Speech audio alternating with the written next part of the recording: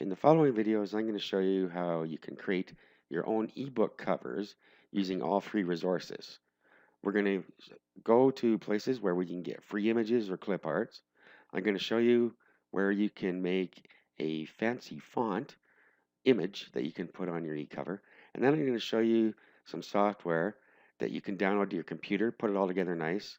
And then the next thing we do is we go onto a website and we put it all together. So there are multiple steps to it, but that's sometimes what you need to do when you're looking for free alternatives rather than paying a bunch of money for one of the more expensive solutions. Okay, so in the first video, what we're going to do is we're going to install and go over a little bit about paint.net, which is the program we're going to use to build the bulk of our e-covers.